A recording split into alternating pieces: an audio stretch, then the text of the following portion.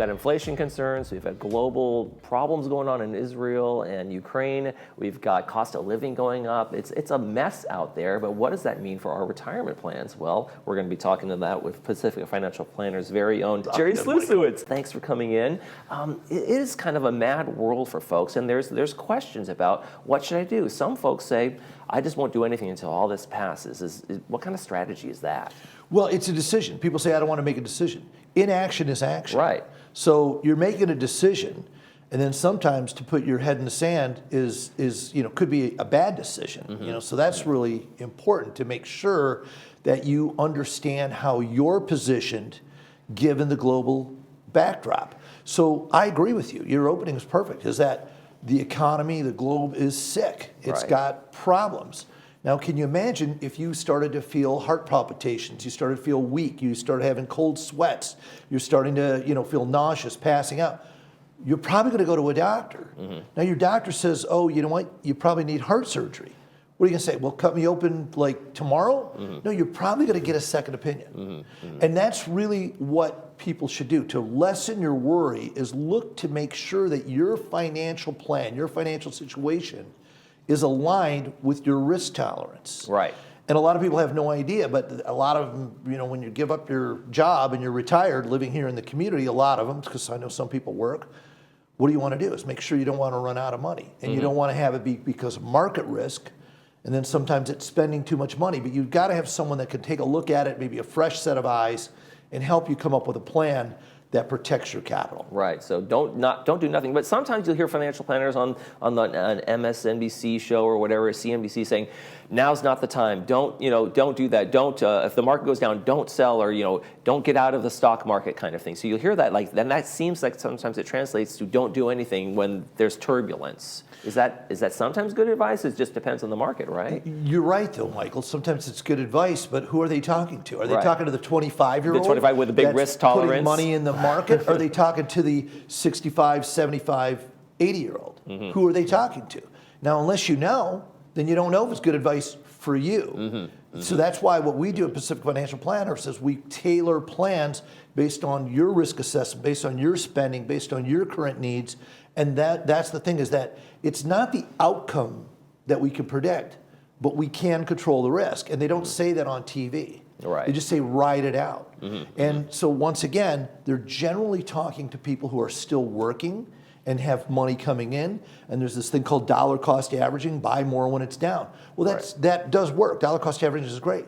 But if you're retired and now drawing income off your retirement, essentially you're doing what's called reverse dollar cost averaging. And I could mathematically show it to you. If dollar cost averaging is good, then reverse dollar cost averaging is bad, and you could run out of money. So it's really important to get that second opinion and just make sure you have a plan.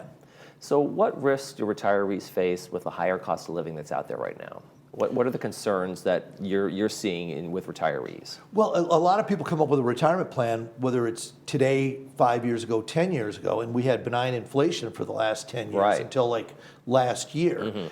And now things are really starting to cost more. I mean, you don't have to ask me, but gas, right, groceries, try to buy a house, type of things. Yeah, buying a house, and all these things cost more money. And so the problem is if you're on a fixed income and things cost more, it's depleting your assets quicker. It's depleting your savings quicker. Right. So you've got to figure out a way to keep up with inflation. You got to figure out what are your spending needs. See, a lot of people don't know. I mean, the biggest thing, Michael, that I find is that people worry, but then they don't want to know.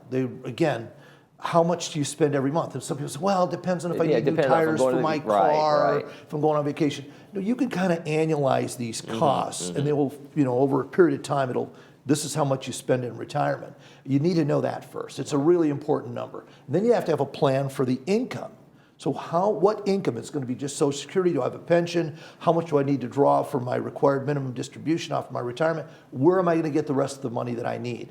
So you got to have a plan. And then the last part, this is the part that most everybody misses, is a protection plan. Okay. So I call it the 3 Ps. It's a plan for participation. Where are you going to participate in the market? Is it the stock market? Is it the bond market? Is it treasury bills? Should you have insured investments? And then how is that money going to be protected in case things don't work out the way it was initially laid out, because you need to reverse course sometimes and make sure that you're not losing money to the market Right. in these kind of times. All right.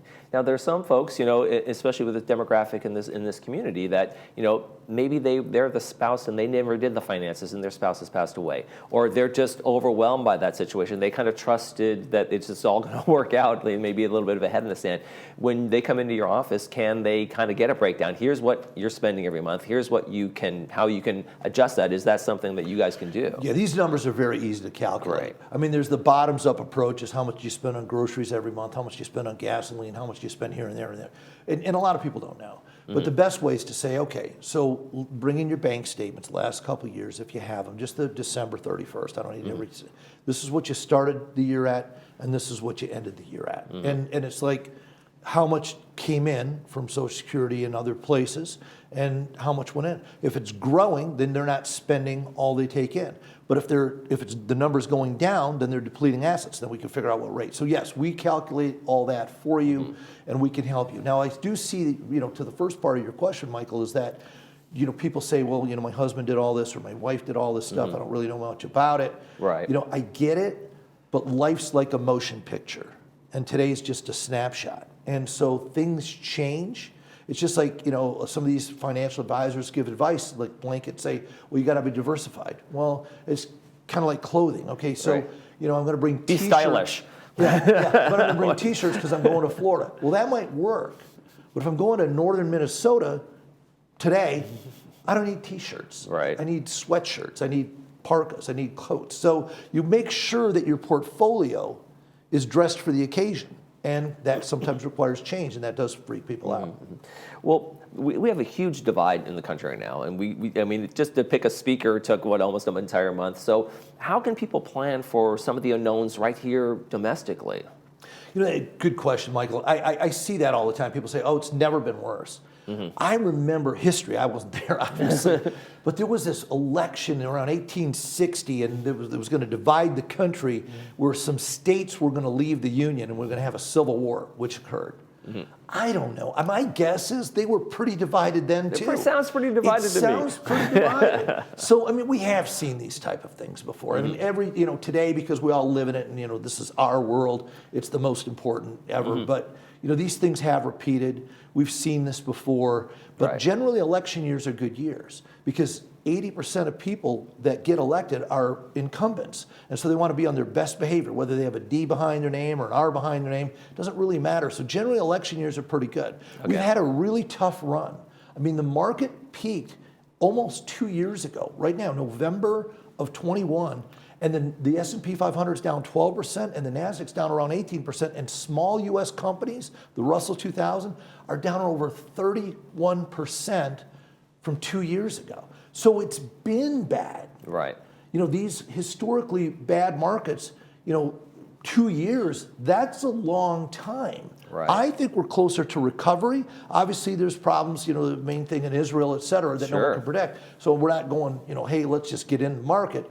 You still have to have a protection plan. But I'm more optimistic than most that things will start to get a little bit better. Yeah, and people have a tendency to catastrophize things when they're watching just too much news. Sometimes they're just taking in too much information, right? And they go, okay, my finances are in trouble.